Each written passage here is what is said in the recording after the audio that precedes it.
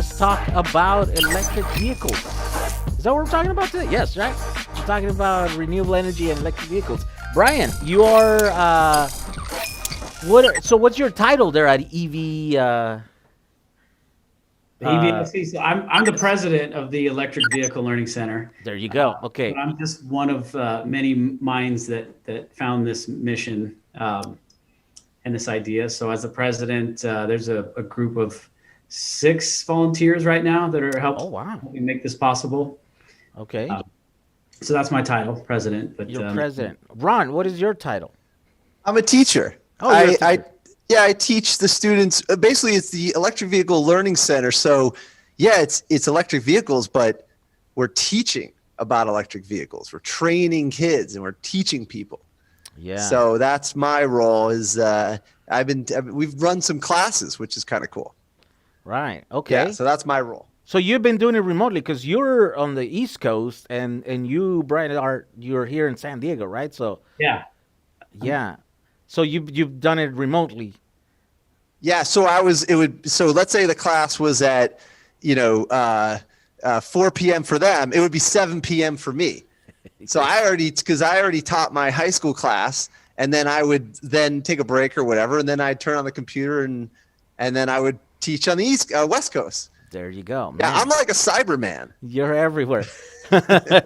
So how are these classes structured? Like, so there's 6 volunteers. Like, there's classes, but there's also hands-on. Is that what you guys do there too? Yeah. Let me kind of give you the bigger picture. Our original idea. So, believe it or not, you had a lot to do with this inspiration. Your YouTube channels and Michael Bream and EV West YouTube channels. It started as me converting my VW bus by watching you do yours. And then no way. I came over to meet Mike and talk about converting mine. And as we got to talking more, we both realized there's a bigger opportunity than just, me converting a bus and then go driving it around. And we both shared the vision of bringing what you guys do and learning and tinkering and playing and growing and bring it to kids and in a way that can make science fun. Basically exactly what you guys are doing. And so as we talked about it, he introduced me to a couple other people that ended up being our board members. And we just sat down and said, let's make this a place for kids to come and learn and have fun, doing the same thing that you guys are doing. Yeah. So, Jehu, imagine you had this class when you were a kid. This is like an amazing opportunity. Yeah. I mean, yeah, I would do some legit conversions instead of my, my joke conversions that I do. No, yeah. Wow. Okay. So then you formed this thing because now you have a place, right? This is where you're at. Like you have. Yeah. We're directly across from EV West. We're in the same parking lot. You're in the same business park there. So. Yeah. Wow, that's pretty crazy. So you can show the kids or your students like an actual business that is doing stuff that is engineering, the conversion products and cars and stuff, and then you can go in there and then teach them. That's pretty cool. Yeah, and not only just show them. So the best part, because if you tell a kid, hey, do you want to come learn about batteries and solar panels and this kind of stuff, they're not excited about that. Like, no, I don't want to go do science. I do enough of that at school. But if you say, hey, do you want to come look at Porsches and VWs and ride scooters and go-karts? Of course they do. They always say yes. So what we do is we get them here. We get the kids here and we have all the toys. We've been using razor scooters and just, small manageable things that essentially have the same components as the electric vehicles. Yeah. Just breaking it down and teaching them how to take them apart, what the motor is, the speed controller. And so in addition to riding around the business park here with the toys and taking them apart, we get to go next door, walk through EV West, see the guys welding, building a speed car. And, one of our goals is from the beginning was to get some of the older kids, the high school kids, to go right into the workforce or in that direction. And we actually placed our one of our first youths with EV West and actually paid at EV West now. Yeah. There you go. So yeah. So it's the whole process right there, right? Like here's the education part, and then here's the job placement. Yeah. Kind of thing. Well, yeah, that's kind of perfect because I know this is kind of like an emerging market. Like this is an emerging thing, and yeah, I mean, I know that a lot of school districts, a lot of like teaching uh, institutions have trouble kind of making curriculums because it's not there yet, right? Like you kind of have to. Like I've been approached by school districts to help them form a curriculum. I had to turn it down because I don't work in that environment and I would find it really challenging and stuff, right? But I know that they're kind of lost. They're trying to just find someone that is at the cutting edge of this stuff so that they can develop this curriculum. So I know that this is going to be great for these kids. That somehow that maybe they won't have this in high school, right? I know some high schools are offering some courses that are related to this stuff, but I think for the most part, it's not Yeah, there. it's super missing. rare. Yeah. It's super rare. Like I did it since I built a car with my high school students. We did one from in 2009, but that was super rare. But that was only because there was a perfect storm. It was $4 a gallon, and it was yeah. At New Jersey, it was $4 a gallon, and there was a lot of interest in doing renewables. And then there was a grant that came in, and so it was super rare. But I don't even know. I only know one other school in the country that has a program similar to mine, and they're far beyond mine. I got some inspiration from there, and that's in West Philly. And they had like a racing car, and they did a whole thing. But it takes a driven teacher with a district that supports them. It's super rare. It's not a standardized thing. So that's why. But yet here it is. Look at what happened with Tesla. So I have students that graduated and went into they work for Tesla, and I got kids working at mechanic shops and stuff like that. But imagine the opportunity for a student to go from instead of just learning the standard stuff, learning something about electric vehicles and power transportation and batteries, and then whoosh, they go into the job world. They got a leg up, Yeah. Well, yeah, I'm sure it is rare, right? And so yeah, if kids don't have this, then where are they going to learn it? Well, I guess they're going to learn it with you guys. So you guys are like a nonprofit? Is that how it's structured? Like, Yeah, correct. We are a nonprofit. We're a California 501c3. And so we, for now at the beginning stages, we don't have a lot of revenue. So we're relying on donations and funders to help get us off the ground. And eventually we'll have a curriculum where, the kids that can't afford to pay will pay. And then it doesn't mean we're going to turn kids away. We want this to be for everyone. So that's our goal. yeah. Been around since we got the keys to our space March 1st of 2020. Oh, that's crazy because that's the same time I got my space here. 15 days before COVID happened and they shut everything down. Yeah. The one thing, our original plan was to have, are you familiar with Boys and Girls Club? Not too much. Yeah. I like the Boy Scouts, the Scouts. Is that? Well, no, this? but like Not or an Scouts? after school program like YMCA or there different areas have different things. It was basically an after school program. If your parents work till 5 or 6, they come and pick you up from school, and then you hang out there and you play sports or you play pool, or it's a safe place to hang out. So I grew up in Boys and Girls Clubs at a young age, and the thing about Boys and Girls Club, as fun as it was, you're just playing sports or you're playing pool, foosball. And so the idea was for this to be a STEM Boys and Girls Club. You come after school, and we're going to build cool stuff. So every day we're going to work on something. We're going to put a battery pack together. We're going to take some Tesla 18650s and wire them up together and make a big pack and do the math together. And maybe we'll take a Razor go-kart that's 24 volts, and maybe we'll take it to 48 volts and see what happens, see how much faster it is, or see how much longer it will go. So that was the original plan. So, I think it was around March 15th where they started shutting everything down, schools and everything. So our plans changed pretty rapidly. Wow. So we actually never had a program start. Yeah. So fortunately, meeting Ron through Michael and them at EV West, and knowing his background in teaching shop, he's like, hey, let's just take this thing online and we'll just get the kids. And it was interesting because at the beginning of all this, it didn't make any sense because Zoom, no one knew how to use it. It was just confusing. And so we actually tried doing Zoom before the schools did. And I was discouraged because you spend 20 minutes setting up and then, can you hear me? Yeah. You know, you get a lot of that back and forth. But now that all the kids are in Zoom, they're dialed in. Yep. They're Everybody knows totally how to do it. dialed in. It's so easy. You just show up for class. They know the deal. You just deliver your curriculum, and then that's it. So that's been a great transition for us. Like the kids, they learn a lot faster than we do, of course.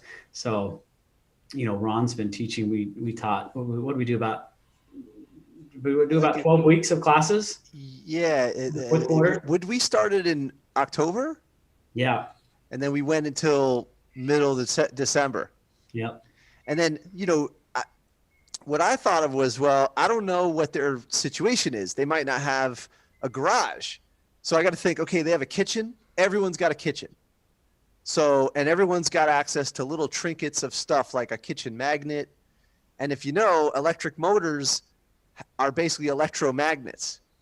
So if you got wire and you got magnets, you could actually make like a little motor, or you could make a battery tester. It's called a galvanometer. You know, a galvometer. I can't even say it. It's a crazy word. But anyway, it tests batteries. So we came up with something like that. And I just thought, what can they do at home that we could inspire them to learn about electric vehicles? We just went to the basics, measuring, basics of electricity, some drawing skills as well. And so we did that for a bunch of weeks, and it's really just in preparation for when they can come back here and do stuff in person. In person, yeah. Well, yeah, I guess, right? If you're cultivating that interest, you're hyping it up, right? Then when the time comes that we can be in person, then yeah, you get the kids that really appreciate this, or they have an inclination to do this thing, kind of ready to go. Yeah, like the funny thing is that even in person, because I've done 16 years of high school, you know, not as a teacher, you know, not 16 years into high school, but anyway, so yes. but even in person, there is about 2 months that you're not really getting much done. You're really just like acclimating, letting them know that there's a drawing side to this. There's a skill set, like using the drill press properly. There's a little bit of this, and then you get into projects where they get to design and do this stuff on their own. And that's where like the magic happens. You know, they get to be excited, and they understand their limitations, but they also understand that they could come up with something new. So the online part is good for the first 2 months. That's fine. In fact, they probably should do that for all classes, you know? Before you get them into the floor and start messing around with stuff. Yeah, because in person is like such an amazing thing. And now I feel like now it's been taken away or limited. We are starting to appreciate how incredible it is to have a shop, to have the tools, the layout, the batteries, and a teacher would experience or some sort of guide. That's huge. But it takes a while to get there. I don't think you don't even need to get there. So that's why it's great for these kids to join us virtually, and then we'll have events when it's possible. They'll come in, they'll be ready to go, you know? Yeah. I see. So right now you're teaching like the basics, the concepts, all that stuff, right? What's so what's the goal? Like what, like small projects and then like work onto like big projects, or how's that going to be structured? Yeah, so like let's say so I just assumed at first they don't have anything, like not even a voltmeter, which is a huge basic thing. Even the continuity test, which if anybody listening doesn't know what that is, it's just a test whether or not electricity is going through a wire. Because electricity is kind of like water, but it's invisible. So you have no idea if it's flowing or not. You have to check. Yeah. And you don't want to check the hard way, right? Otherwise, you end up looking like me with my hair. The old timers used to do it like, you take the 9-volt battery, and put it on your tongue. Okay, so your tongue's a bit, yeah. Those are what we used to do back in the days. Yeah, kill brain cells. Yeah. With the So I electrons. thought, well, let's just go with the basics. Can they make a battery tester? So we took wire, we put around a toilet paper roll, and then we put a pin and then a magnet, and when you hook it up, it goes like that, and that means like positive or negative or whatever. That was one thing we did, and then we did a balance scale because weight is a factor. Like how much does the battery weigh? How much does this weigh? These are things, and I have to assume they don't have a scale. So I was like, okay, well, why not have them make a balance scale? So if you know how much a can of soda weighs and how far away it is from the middle, you could measure anything you want. Yeah. So anyway, things like this, and then also drawing. You're used to it. You probably wouldn't even think of it, but an orthographic, like a plan, like the top view, the side view, the 3/4 view. These are not normal things. The isometric view. Exactly. Yeah.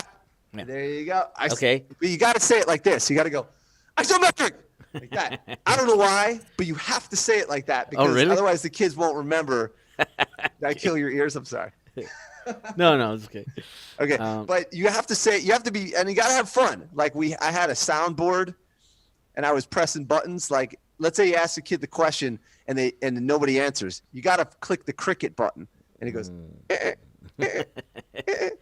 See? You gotta have fun with this, otherwise forget it. So yeah, the goal was to warm up. It was a little bit of improv. Obviously, the goal is to be here. And I'm sure Brian can elaborate. He already started working on smaller like scooters, and then the idea is to get to the cars. To the car. Yeah, that's what we're working through the age groups and what balancing safety and attention span and all those types of things. And we find that 8th grade up works best. And the kids, after doing a few scooters, are like, all right, what's next? So the goal is to always have an actual vehicle in here. So, 2 of our kids that were here, one of their first cars they ever drove was an electric vehicle. And it was one of the EV West conversions. I mean, how cool is that? Yeah. Like your first car you ever drive is a converted That is classic car.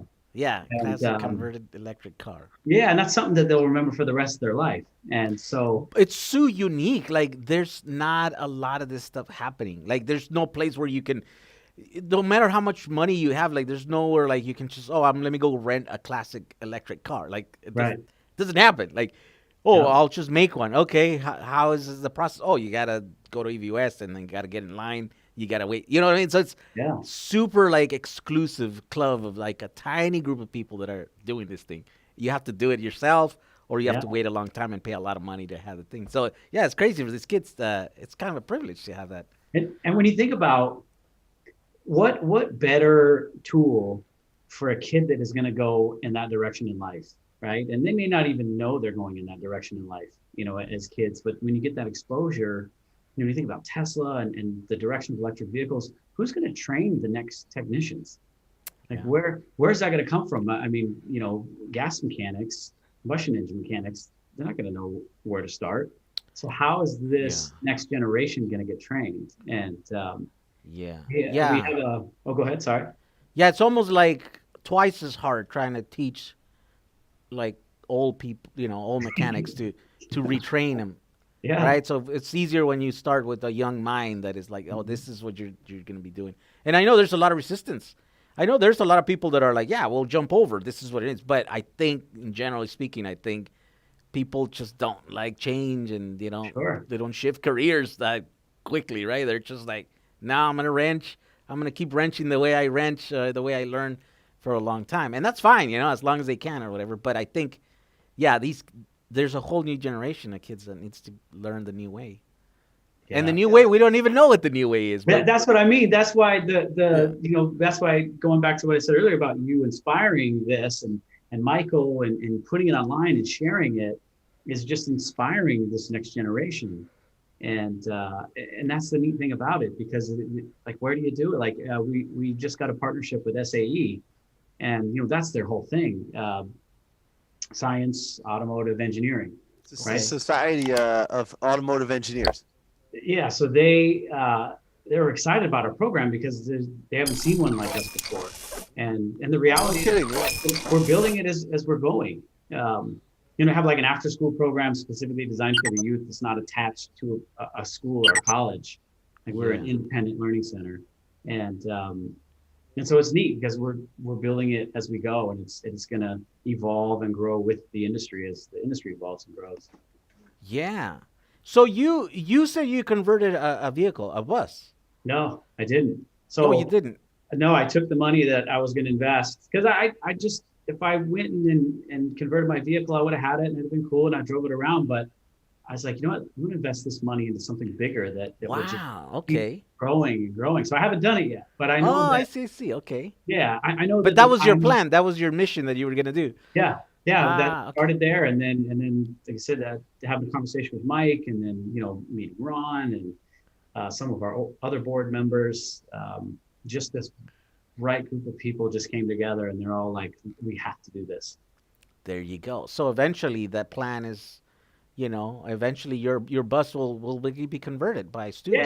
Yeah, Hopefully. it'll get there and I'll probably donate it to the learning center as like the learning center bus. And that'll be, Yeah. the one that Yeah, because you need a car. Like I know that's what Michael's, uh, advantage that he's got, right? Is like customers come in there, and if they're in the fence, if they're just mildly interesting, Mhm. all they have to do is kind of visit, and then they're like, "Hey, you want to take a ride? What do you like? You want an off-road or a street vehicle, a bus, or a Porsche or whatever?" And then that's it. Because then So, you're like, "Well, I'm sold. This is what we got to do," yeah, It's almost the same thing with you guys. If you have a vehicle there and you get to see it, then you're like, well, yes, we want to learn how to do this, because it's right here in front of you, kind of thing. yeah. And it's funny because the parents, one of our board members has a VW thing here that's converted by EV West. And so that stays here in the shop. And so that always draws the parents in. But we have, 25 electric toys here between skateboards, bikes, razor scooters. And so whenever parents come here, we throw the helmets on the kids and they just go, whipping around the alley, and even the parents jump on them. Some of them we've upgraded significantly. And, the little razor drift scooter, holds a 300-pound guy on it. And, so that's when like all the magic happens. And then the interest, and then the kids are interested, like, oh, well, what makes this go? And how can we make it faster? Right. That's just kind of a natural human evolution. How can we make this Yeah. faster? And then that's when we talk about batteries and we get in front of the whiteboard there. That's like where Ron is, and we map it all out and show them series and parallel and adding them. And that's the fun part. It's, and watching and teaching them how to charge their phone. Like what's the milliamps or what's the capacity on their phone? And just kind of tying it together and make science fun and make it interesting. Yeah, all those technologies. So you guys are almost gonna become like a maker space, but geared towards electric cars, right? It's more, we thought about, we do want an adult component and a youth component, but our beneficiaries is always going to be the youth program.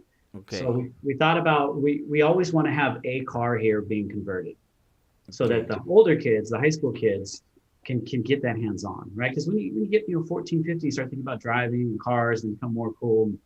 And so we're toying with the idea of having a volunteer say, hey, my car needs to be converted. I'll let your program do it with the youth. I'll buy my stuff over at EV West and then bring it to your shop, and then you can do it, and hopefully they participate too. The owner participates and then the kids do it. We do it together. And obviously we have the experts right next door. So we screw something up. Yeah. They can come save the day. But yeah, so in that sense, we do see it in that way, where we can have some involvement with customers and adults. Yeah. So, or even That's parents, like parents and kids, like a parent-child project together. Yeah. Stuff like that. Because it's one of those things that you have for a lifetime. Oh, I remember, my dad and my mom, we did this project together. And Yeah, cars have that sort of thing, right? It's like, this is my dad's car, and then it stays in the family, and Mhm. this is the thing. Oh, we worked on this car. I mean, restoring a car, it's one of those projects that, like, if you did it with your dad, Yeah. you held on to that car. That car has a lot of meaning. I mean, half of the reason we have cars is because what they mean to us, right, or how they Yeah. make us feel, or whatever. Yep. Yeah, so it's a cool thing. I was talking to Ron about doing something for adults because I'm about to convert a whole fleet of these buses, right? I mean, that's my plans, my midterm plans. I don't know, like, and so I thought, like, why don't we do some seminar where we get people who are like ready to do this conversion? They just want to do it on their own. There's nowhere like you can go and learn this hands on, like how to do a actual conversion, right? There's a lot of YouTube videos. There's a lot of programs, I think, but you know, this there's nowhere where you can like go and actually take part in a real conversion and an actual Right. conversion, right? And so I thought, like, well, if I have multiple of these vehicles happening, why don't we just do it then? Because once you do the Right. first one, then the second one is just we're gonna have, we're gonna know what it is and stuff. So that's probably in my future a little bit, but that's for adults Great. that are kind of like ready to go. Like they're just Yeah. they want to do it, and the only way to do it is really DIY because the waiting list times for like a shop like EVS, they're so long, right? Uh, that really the only way to do it is to DIY it. I mean, is you buy the parts, Yeah. and a lot of stuff is already worked out for you. Michael is doing a lot of engineering over there, right? To Oh, work they're out the making stuff from boxes. scratch. It's amazing. The land speed car. I Yeah, mean, from a pile of steel tubing, like unbelievable. that is true. That is Yeah, the true. Bonneville car, that thing's so cool. And think about how inspiring it was. Like there was no other electric car on the Bonneville Salt last summer. Now, No, oh wow, this is the that was first year that there was one.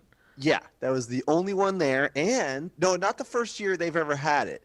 There is three categories. There's a lightweight, Oh, okay. under 500 kilograms, which I guess is uh, I don't know. I guess it's under 1,000 pounds. I'm not sure the conversion, but then there's a mid range up to about 2,000 pounds, and then there's a heavyweight. All of them have records. EV West has two broken records in the mid range. They broke it and they broke Mid-range. themselves on top of that. Oh yeah. So it's a very interesting situation. Now the high one, it was a college. Now you got to understand, there's like 10 years in between these records because there's just not a lot of electric car competition. Mhm. But what's amazing is that so you have the newest two records is EV West, and then you can learn about how to do that here. So it's just like if anybody sees that, they would then if they're excited by that. And it's funny because me personally, when I was a kid, I went to all the auto shows and whatnot. And I went to the New York Auto Show, and whenever they had a electric car there, that was like, to me, was amazing, but there's just not enough information and there's nowhere to learn about it, and so, but here we are, so yeah, so like you light the fire, you get the kids excited, a spark, or the adults, and which are pretty much big kids, and then they get to learn Yes. about it and try it out. If they're ready, they could come to you for like the real deal, get hands on. They could come here for like a set learning pattern, and then maybe they could buy the parts from EVS and take it home. So that between all of us here, I mean, this is, there might be one or two other places you could learn this, but it's pretty rare. It's pretty Yeah, rare. pretty far out in between. Yeah, it's like yeah, I don't even know. Like I know there are other shops that convert cars, right? But up until like earlier this year, I didn't even know who were they and to what capacity they were doing it, right? Is it because of this podcast now that I'm like talking to them and it's like, oh my god, like there's that one in the UK. I want to say maybe he's in Wales or he's in the UK. I don't know, somewhere over there, right? That guy's churning out like 100 cars a year or something. Now he has a TV show.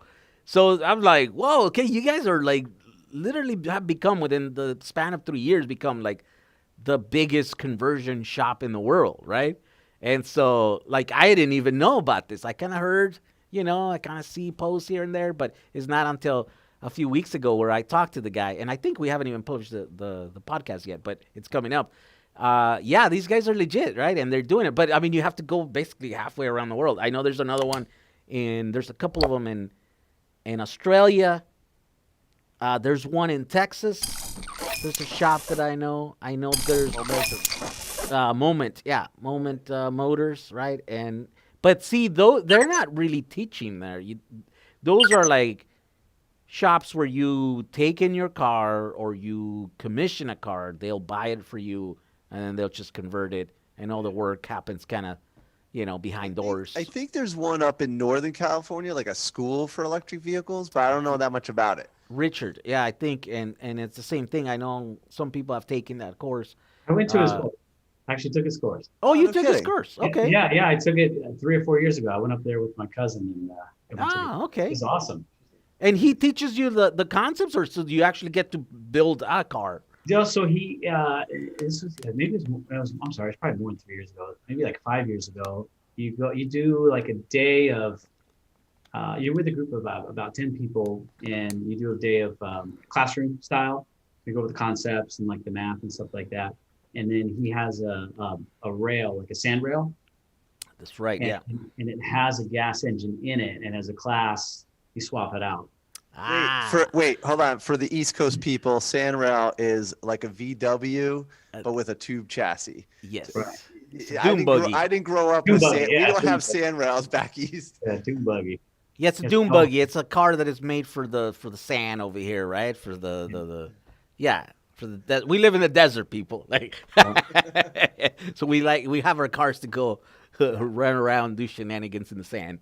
I'm going to help out the East Coast people. I got you guys. Okay, all right.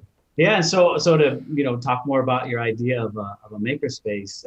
So the downside of that was it was kind of set up already to plug and play, which is smart because there's only so much time in that class. I think it was a 4-day class. Yeah. Okay. But and then everyone kind of does a different part. So you kind of get some of it. You walk away with some nuggets. Yes. But not enough. If anything, it's more inspiration to go and then really start your own. I didn't feel like I could go and convert my own at that point. But I mean, I was. Oh, I see. Really green. But yeah. if you are involved in a conversion from like start to finish, from like thinking about like the math and how far do I want to go, and you're calculating range, and I just think you do get more out of it, especially if you're doing every piece of it or touching more of the process. Yeah. So I think there's a demand for that for sure. So it's almost like me. Like I was a horrible student, but if I was doing something at the same time as learning about the lecture, like the lecture is a difficult thing to walk this fine line, because if you give a person too much information, it's just, what's the point? It's like a campfire. You're not going to just throw on a whole bunch of pieces of wood or sticks or this. You got to like slowly build it up, Otherwise, it just goes out one way. Especially if it's just talking, it'll just whoosh, they'll just disregard it, and rightfully so. You know what I mean? So I remember I took a class similar to that in 2008, summer 2008 in San Diego, with this Mr. Q. He's Abram Quevedo. He's the OG of teaching electric vehicles. He's long retired, but anyway, he had half lecture, half hands-on, and coming out of that, you really got a good taste, but it's a similar problem. You kind of like, unless you're doing it, you know what I mean? So yeah. So I lost my train of thought with that, but basically, yeah, like there's only so much a person can learn, type of thing. Yeah. And then at a certain amount of time, and so if you have a conversion at home and you take the class, you're going to do a lot better. So that's why it's a balance.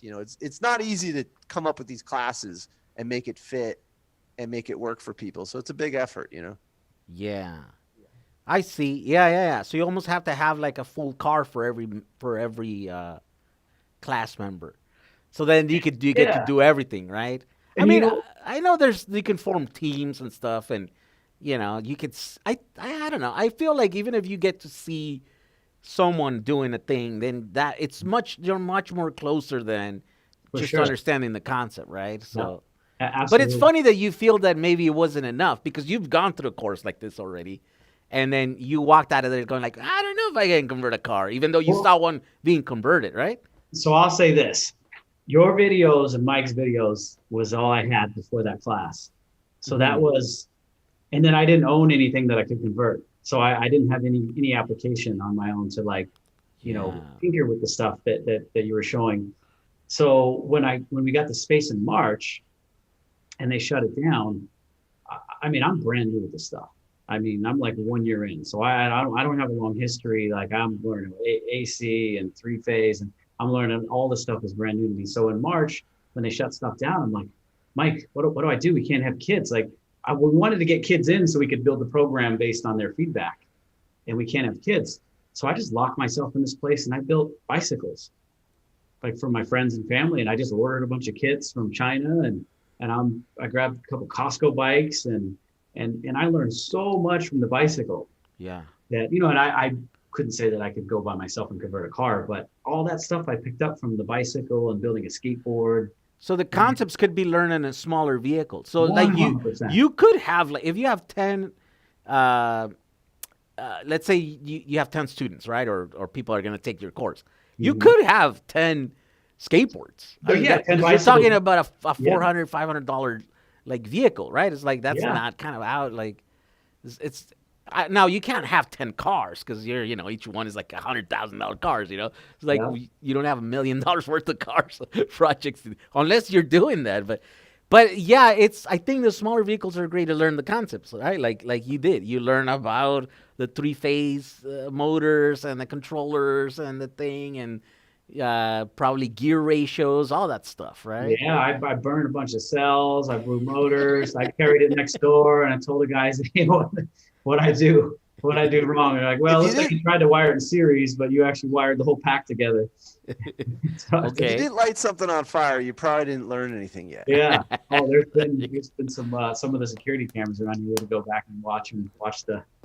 There you go. I remember what I was going to say about the class, that we did do a math portion. I remember there was a guy who did amazing math detail on not just math, but like, why do you need relays and all these things? Because you need, like, if the car is charging, you should not be able to get in, turn it on, and leave because you'll rip out the cord. But that's not obvious. You want to make it, there's a concept that not a lot of people understand who don't do this type of work, which is the word failsafe, like that phrase failsafe. So you want it to fail safely. So you get in the car, you go to turn it on, it doesn't turn on, you failed, but you're safe because it won't turn on because you're plugged in. So that map. Here's a question, though. Yeah. Why doesn't that exist in gas cars? Because I don't know. How many times have you seen a video where like the guys rip the thing off of the gas station? Yeah. Because they build it into the gas station. It has those overhead. That's why there's always an overhead. They got to spray it down, and they got a automatic shut off. Although sometimes it doesn't work. So easy to put a switch on the gas thing, and when you have a nozzle there, the car doesn't go. Isn't that interesting? I don't know what, or even anything, proximity something. It's dumb. What's up with the car industry? They're behind. Idea right there.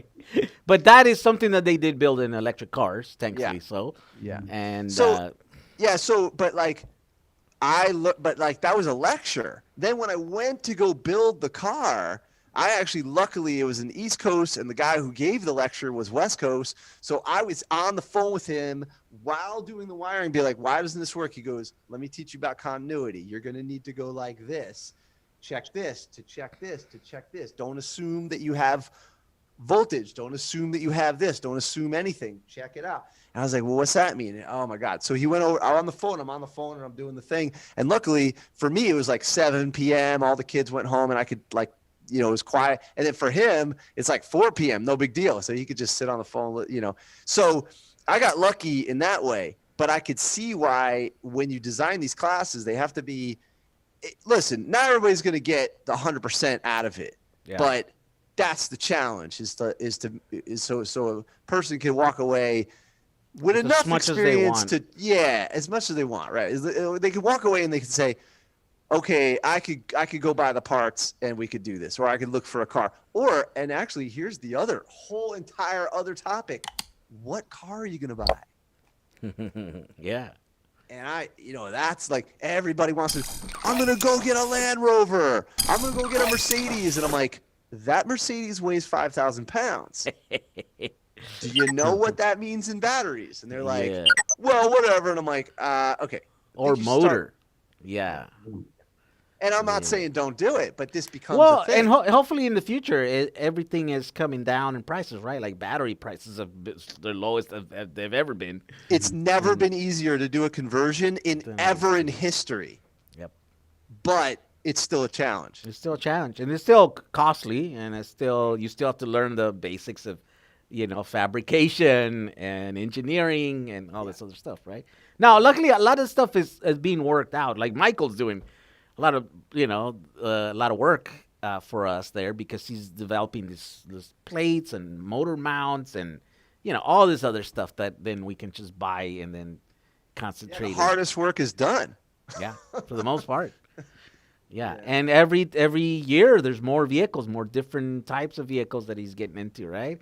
And so, yeah, he's making whole sub-assemblies. He's making, all kinds of stuff that it's going to just make it so much easier Because, for us to do. people, they might not understand. Like, if you're just getting into this, you've got to realize you've got a vehicle that was not designed to have an electric motor, but it can. And what's kind of cool is that the transmission doesn't care whether it's being turned from a, like I tell people, sometimes like you bring an electric car to a car show and someone says, you're not going to take away my diesel and this and that. And I'm like, nobody's taking away your diesel. Listen, just so you know, the car doesn't care. Like your car does not care whether you turn that wheel with electric power or diesel. It could care less. And I'm not trying to use batteries because I'm some sort of battery angel. Yeah. If you could buy magic and put it in the engine bay and turn the transmission, I would buy magic. We would all be magicians. Yeah. We don't have magic for sale right now. So you got to get a motor. You got to put some batteries in. And you need a speed controller. I'm sorry. That's just the limitations right now. Yeah. Yeah, they're right. Unless, Jehu, you working on it? You got magic over there at the shop? I got magic, but I can't let it out of the bottle yet. So it's going to be a while. No, yeah, you're right. I think we don't care. I don't care. I have no, I don't have warm, fuzzy feelings for pistons and carburetors. Like, you know what I mean? Like, I know some people do because they grew up building engines. How dare and you? doing the thing, right? But I didn't. That was a means to an end, right? Like, to me, it was just like, it's what goes in a car. And, usually they fail because there's something. There's no spark. It was always like, and when they don't, they just go, right? They rattle, they make noise, they make fumes, and, but they make you go from point A to point B, right? And sometimes it's fun. I got to ride a little car in my youth that had a turbo. It was turbocharged, right? And I was like, that's my first introduction to speed, because I remember just, like, there was a time, it was like a Colt. It's like a Chrysler, or it was like a tiny little ugly little car. Yeah, that might have been a Chevy Colt. I think so. Right? And it had turbo. That's awesome. And it had a turbo engine. It was a tiny little engine, but it had a turbo on it. So you would press it and it was stick, and you would press for a second, and then that little turbo would kick in, and it would just like turbo, right? It's like, whoa, that was pretty fun to drive that little car. Cool. And that's when I knew, like, oh, okay, so going fast is fun and torque is fun, right? But then I didn't have access to that sort of stuff unless you go into deep into, high performance engines and stuff. It wasn't until the electric car and Tesla came up, and that was just kind of normal. It's like, if you're going to have an electric car, that's just come standard. Like, it's not like you have to pay extra for the torque, That's just what it is. And I think that's why I was excited. I mean, I was excited about the electric cars for many reasons, right? Because it was new technology, because it was safer because it was better for the environment, because all this other stuff. But at the end of the day, it's because they're fun to drive, they're easy to maintain. It's a much smoother ride. You don't have that engine just idling and I mean, it's cool. You're dealing with basically like the way I describe it to people. So there's an interesting thing that happens. So look on the back of any gas car, okay, most of them, and it says, it'll brag. It'll say V8, or it'll say V6, or it'll say turbo, right? VTEC. Yeah, VTEC or something like that, right? Yeah. But it never says 10-gallon tank or a 15-gallon tank. Why? Because the engine is the limiting factor, right? You're not going faster than you can process the fuel, okay? Even if you have a 30-gallon gas tank, that does not make you go faster. No. Right. Totally opposite is the Tesla or electric vehicles. Look on the back of a Tesla, 70 kilowatt pack, 80 kilowatt pack, 100 kilowatt pack, whatever. They're not talking about the motor because that's not the limiting factor. They're talking about the size of the tank. Yeah. So that's the thing I tell people is that this electric motor, you're getting all of it. You can process it so much faster, and that's why you can deliver power instantly and make changes on the fly. Traction control is far superior because when you're dealing with piston engines, you're dealing with a fluid. You have to move gasoline, then vaporize it, then put it through the four-stroke process, which is a good thing to learn as well. But then you have to make all these adjustments. It has to do with like you're moving air, you're moving fluid. Whereas electricity, it's as fast as your computer. Yeah. Whoa, this is like a whole different thing, you know. Yeah. Yeah. Something I kind of, to get people excited of the major change happening.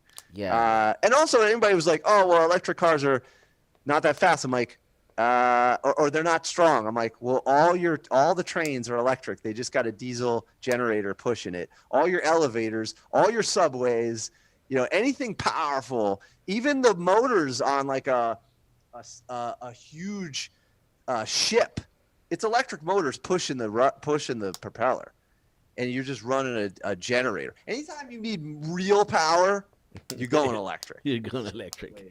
Yeah. Well, and I think we won't have to convince a new generation of that, right? Because they're just gonna accept it, right? Yeah, I mean, it was right fun now, having I like convincing people about this. So I guess that's gone now. Nobody cares. They're like, "Oh, Tesla's awesome," and I'm like, well, there was a time where you guys did not like Tesla. That is true. That is true. I mean, they're still not there. Like, what is the electric cars? It's like 1-2% or something. Where are we at now? I don't know. So it's obviously they're not there yet. But I think when we're talking about the new generation, right? Like these kids they already know that Teslas are cool, and Teslas are the new thing. I mean, I met this kid that is like 5 years old or something, and he knows everything about a Tesla. He was like he's got this obsession over, and I'm like, 5 years old? Like, what? 5 years old, I didn't care about any car or anything. Like, I don't know what I cared about at 5 years old, but definitely not a Tesla. I don't think I would have cared. But Well, this it's like kid, it's the new Ferrari. You know? Yeah. Like I'm old enough that I had what's called a Trapper Keeper. Oh, Do you yeah. remember the Trapper I Keeper? remember those. What's a Trapper So- Keeper? Yeah. So this is literally just a notebook, but the cover always had like a rock band or a Ferrari. And when I saw that, I was like, "Oh my No. God!" I want to Really? know I was when I saw the Ferrari, because we didn't have Ferraris in my neighborhood. But when I saw that, I was like, I have to know everything. I have to know where it's from. I got to know how fast that goes. I got to know how they make that. How do they make that thing? That doesn't make any sense to me. How's that? And so then that's kind of like led me down the road Really? of just. How old were pursuing- you when that happened? This is gonna sound silly. I declared in third grade that I would build cars. I was like, this is what I will do. So 5, 6, 7, 8, so around 8, 9 years old? Probably, yeah, I guess so. Is that when? That's early. Yeah, I was. Well, here's the thing. Like for me, I make videos because when I was 7 years old, I went to an IMAX theater in TJ, that was like this dome or whatever, and I saw a movie that was shot specifically for that theater, right? So it was a unique experience. There was only like 3 of these theaters in the world, and I just happened to live in a town that had one, and they were showing this amazing film. And I think that was sparked something in me. And I'm like, oh, I want to do movies. Like, look at this thing. It's like, this is amazing, right? And of course, I would not be able to do that till like, I mean, never. I guess now I'm still trying to reach that dream, right, to make movies, right? But I kind of shifted my thing. It's like maybe it's not full movies, but maybe like little movies. Well, you're a YouTube videos. storyteller, and that's all a movie is anyway. Yeah, I think so. But I was around that same time. It's interesting. I didn't like cars at 7. I like movies though, and so I guess that's the right time. That's when you wanna you wanna make that decision. And it's tough because, like if you're a kid and if you don't get the right exposure, or you could get that spark, but if it's not supported, you probably do what I did. You go through the whole life dreaming of it. Look, when I got my first job, right, it was in my 20s. Somehow, don't ask me why I didn't work until I was like 21 or something. But the very first check that I got, I went and bought a video camera. That was my first thing. Interesting. But see, here's the thing. I mean, like, I shouldn't have. I mean, this is not the. It's not the ideal way to cultivate an interest, right? Like, I showed interest in when I was 7. I should have gotten a video camera when I was 10 or 11, 12, 15. Like, I shouldn't have waited until I had a job. I was an adult and had a job and thing, right, to get that thing, because then who knows where I would be had I done that, right? And so this is a cool thing with this learning center, right? That if the kids show an inclination or an interest in this technology and electric cars and stuff, then they can go to a place like that and be like, you're right there. You're working with these concepts. You're seeing people build these things. And then that much earlier now you become whatever. You're free to become, Yeah, this is an accelerator. Yeah. And something I know from teaching is that, man, time flies. So like, you get a kid in here who does a couple of things. Like Brian said, he can go from here, maybe end up doing an apprenticeship at EV West, or maybe he or she ends up working at Tesla, or maybe they end up doing what you do, So like, man.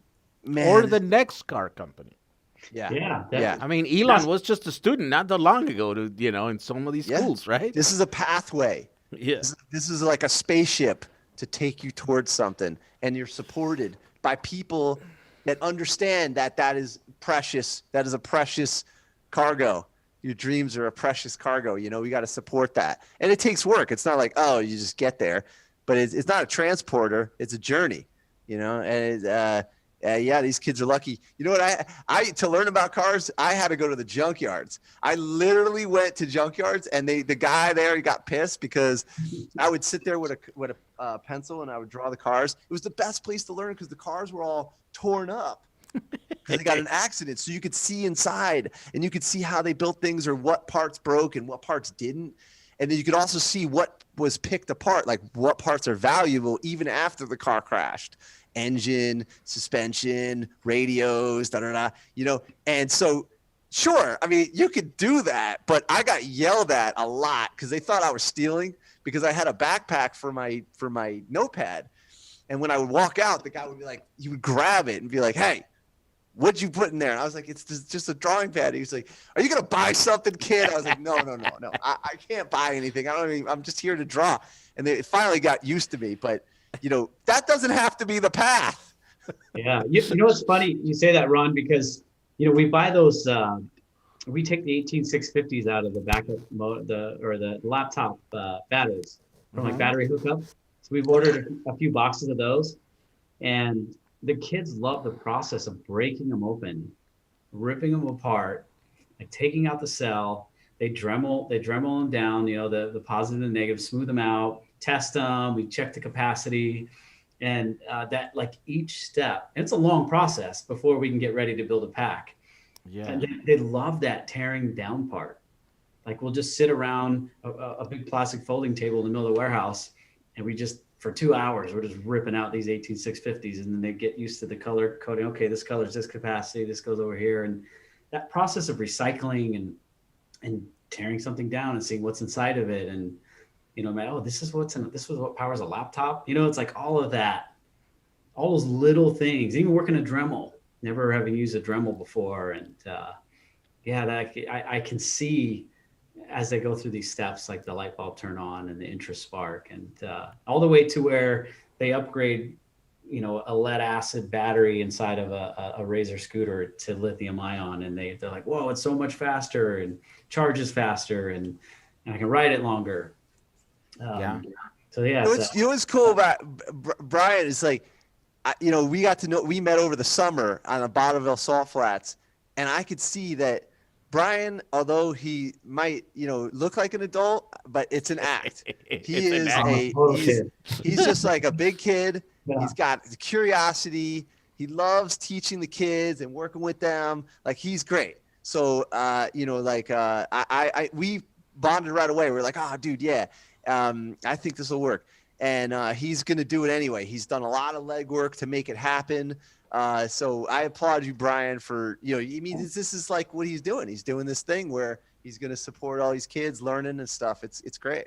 Well, I can't do it without people that know what they're actually doing, because I don't no idea what I'm actually doing. So, I get excited about it, and then I go grab you guys like, hey, come help me. You don't know what we're doing.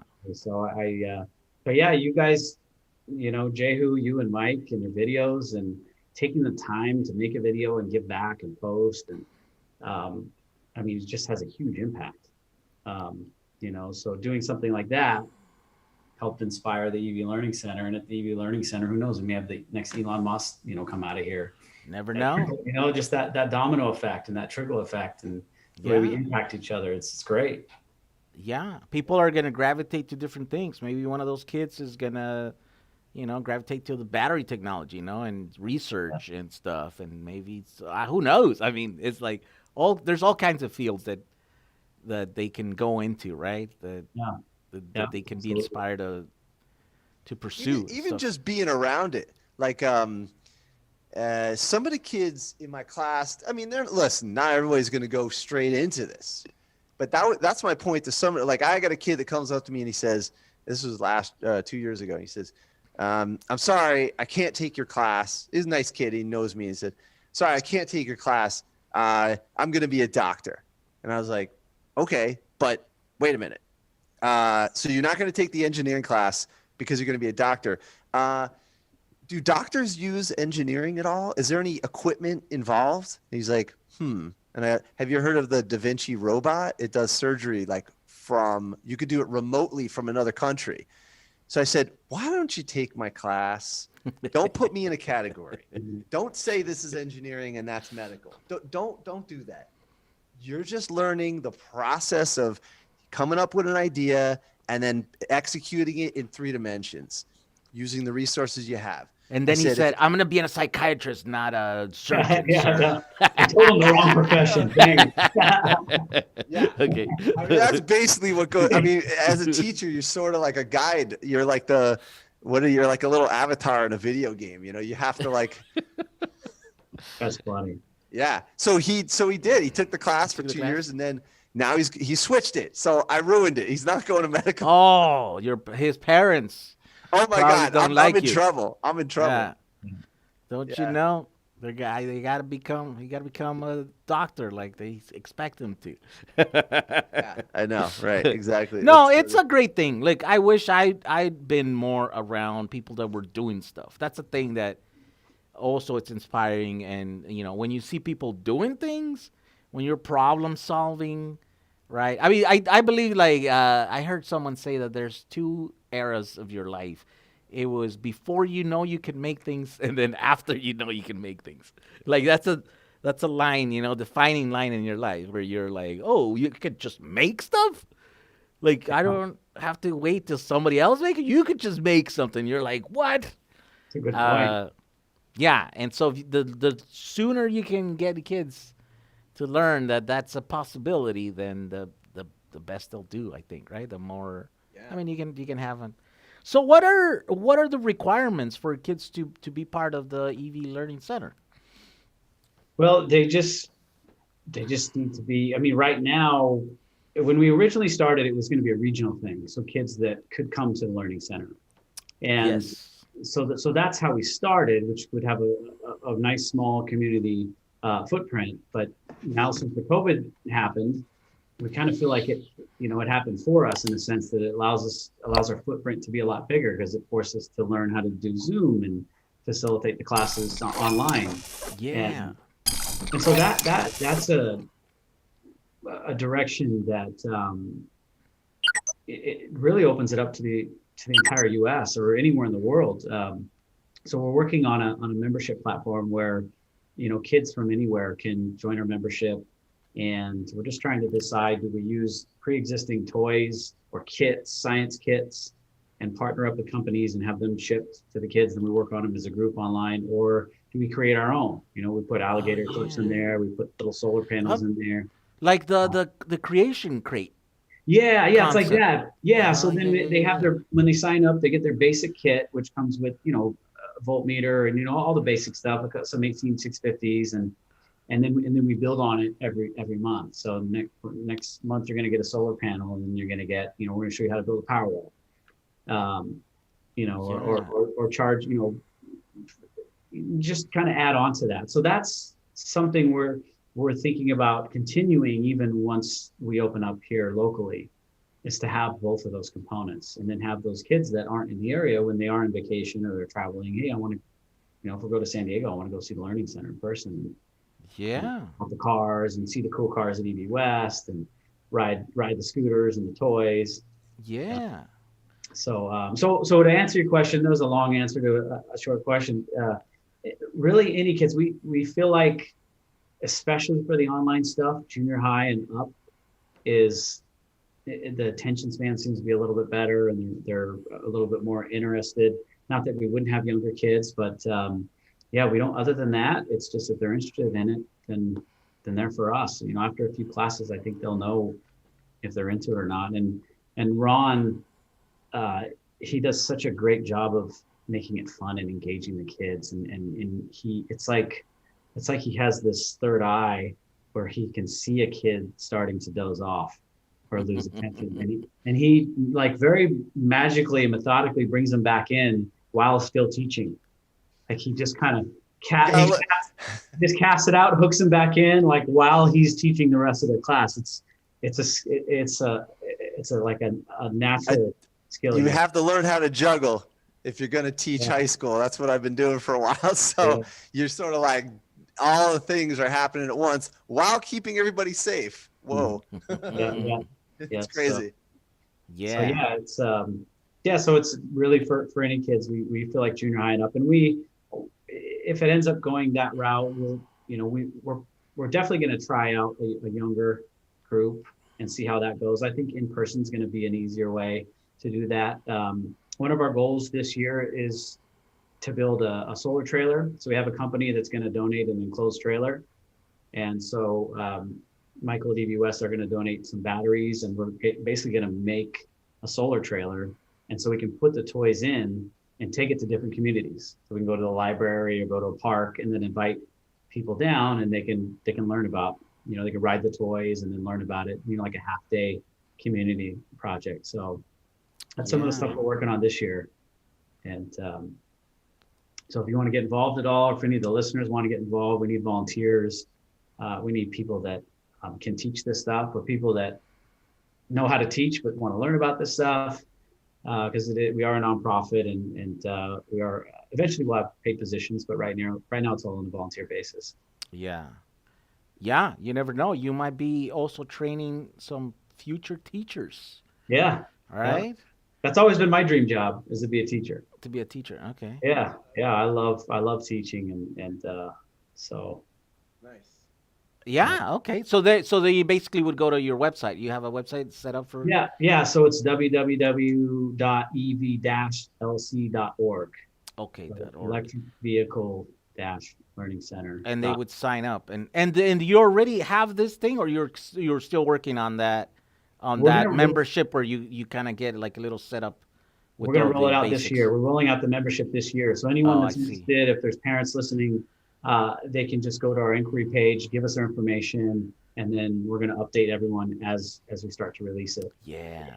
See, I got one of those. I kind of endorsed one of these services, one of these crates services where you get like a little box and it came with the Arduino. Remember the Arduino we were messing with the other day? It came from one of those things, and it had like little booklet, and it has several like little interesting and basic like projects that you can do with the little Arduino. Right? This one centered on coding in that environment and stuff. But that's also very useful for electric cars because we end up using Arduinos for a lot of stuff.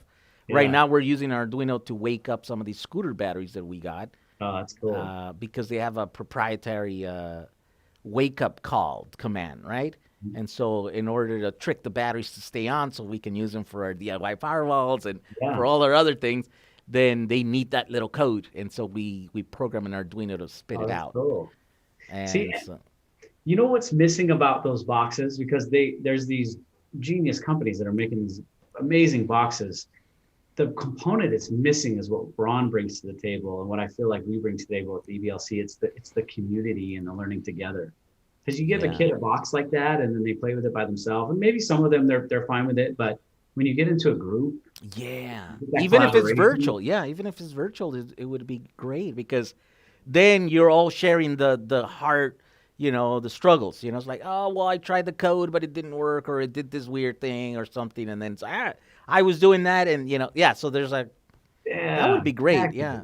That 'Cause- collaboration, that's the key. There's all these companies building great products, but without collaboration, it just takes Yeah. a lot longer to get there.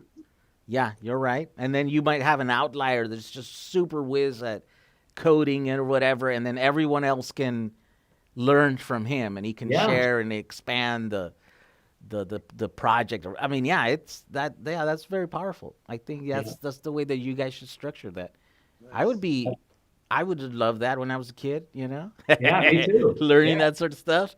Yeah. And it's cool because those are concepts that you need to learn, right? Electronics is one, soldering is another one, right? And understanding batteries is a very basic one that everybody needs to understand because batteries are going to be a part of our lives moving forward, whether we for like it sure. or not.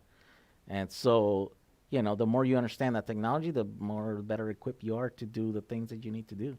Yeah. To troubleshoot your own batteries, to design your own batteries, all that stuff. Well, it's interesting because the conversion people involved, like Jehu and EV West and stuff like that, kind of like the edge of what's happening because you're doing cars, you're also doing power walls, right? And that's basically Tesla is basically like the Apple version or like the production version. So if anybody wants to know what the future's like, go into the subculture, go into the not on TV YouTube space, go into the YouTube space and look at all these people doing stuff, or even go into sci-fi. Lately, I don't know what happened. It took me so long to realize. Later in my life, I realized how important science fiction movies are. Like, if you watch a movie and you see a concept, like if you watch The Jetsons, and they got like video conference phones, this is it. Yeah. We're in The Jetsons right now. Yeah. You know what I mean? And why is that? And believe it or not, there's actually a cool story. Here's my tricorder. What? Yeah. When my when I'm testing a power wall, what do? I attach the thermal camera onto this thing, and I'm like, oh, let me check it. you Oh, can that's a see- hot cell. Oh, I you mean, can it's see so crazy. Right. It's the tricorder. That's what they used to use in Star Trek, right? Yeah. Oh, is that what it is? Okay. It was a you have to tricorder, explain it and a little then better. whenever they were trying to call each other, then they would use this little thing, like, yeah, Captain, whatever, it's like, I mean, it was this thing way back in the day. Yeah. Yeah. Crazy. Great. So I have a little story about science going from science fiction to reality, and I hope I kind of shaped it a little bit for education, and if I'm wrong, someone in the comments will probably say something, but basically there were the beginning of NASA and rocketry and stuff like that is because there were a couple of writers. I don't know what country exactly they were from, but it was in Europe, and they were writing about landing on the moon. So then what they did was they formed a group to try and figure out the physics behind the story. So the story was you're somehow there was a person on the moon, and they got there through like this projectile thing, but there was no rockets. We're talking like 1900s. And then a group got together. That group developed some techniques of teaching, and Von Braun was one of their students. Von Braun was the guy he worked for the Nazis. Okay, fine, but there's that dark area. Yeah, I'm not forgiving it. I'm just. But here's the thing, though: the Nazis paid for all those research. experiments Exactly. and research. It was billions of dollars worth of research. And Without them, yep, we would not have rockets right now. It was crazy. And then the U.S., when the war was over, U.S. basically brought him over here, and he was the head of NASA.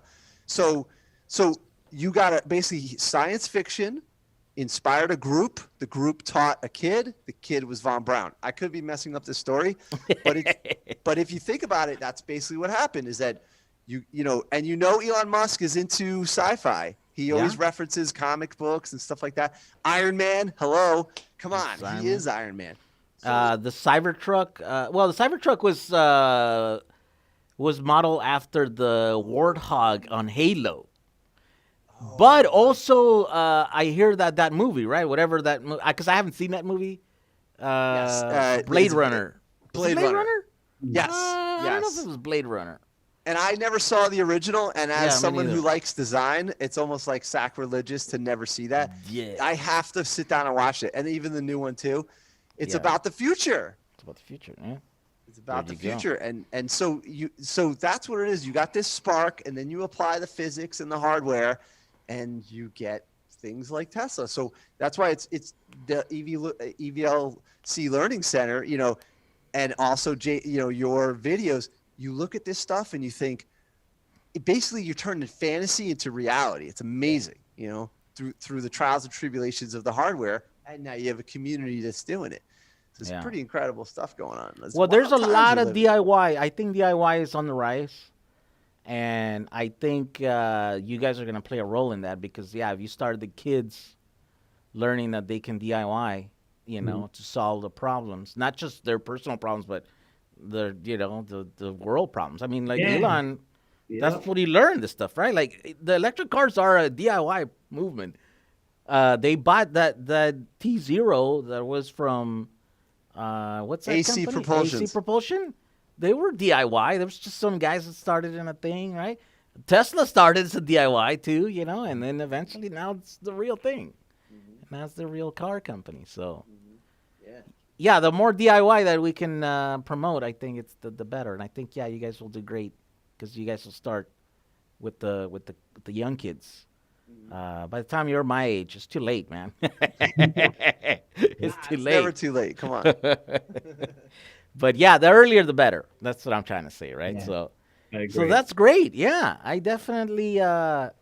You know what you guys should do? You guys should have a class. And then record it, and then put snippets of that on the YouTube channel, just so that we can see, outside. It'll serve kind of like as an ad, and to know that what you guys are doing or whatever, and then and that would be great because we could promote it. We could help you guys get up on the, get on the maps for people that want to join it and stuff and want to send their kids and stuff. Yeah. Yeah, we appreciate it. We do have a YouTube channel. I don't know how to give out a YouTube channel. I don't know what our YouTube address is. It's just Electric Vehicle Learning Center. Yeah. We have 2 videos on there. You have 2 videos? We have 2 videos on there. Ron made one, and it's just a basic concept of comparing a full electric vehicle to a Razor scooter and identifying the components. Okay. So Ron, you know the address. Send us the address, and we can put it in here for people that are watching this. Yeah, but here's the thing. When you're doing your class, I think you should be recording that so that we can see the process of kids learning.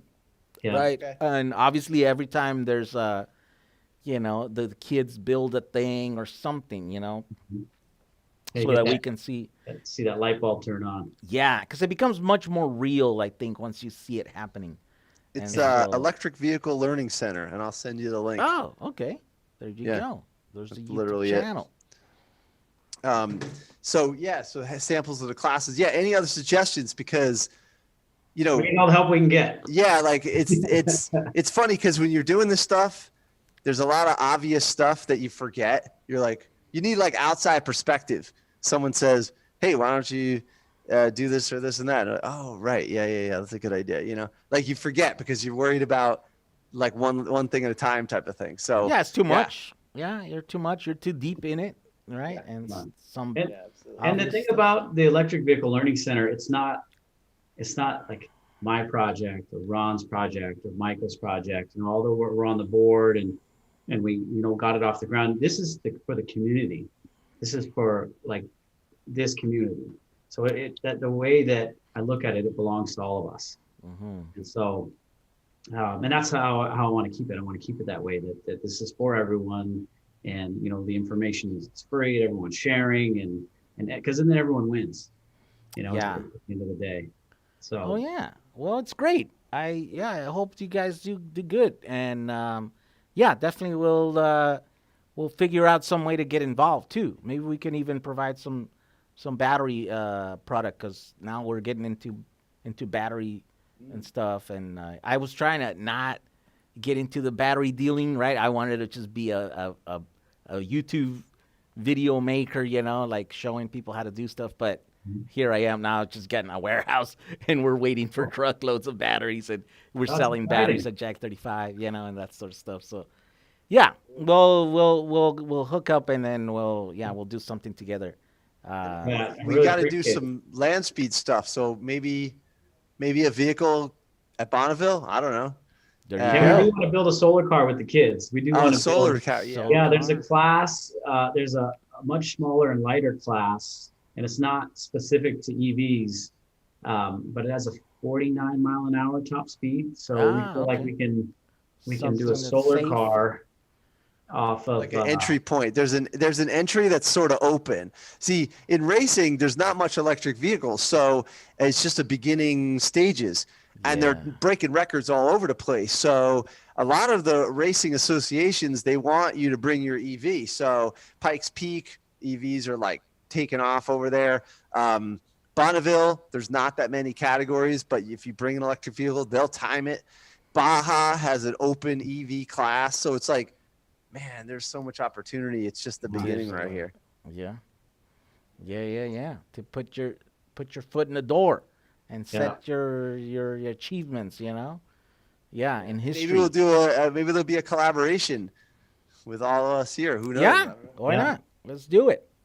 All right, gentlemen. Well, thank you. Yeah, thank you for Thank you, coming Jay. in We appreciate and talking a little bit about the EVs. As you know, I don't just talk about EVs, but I kind of tend to do quite a bit of it.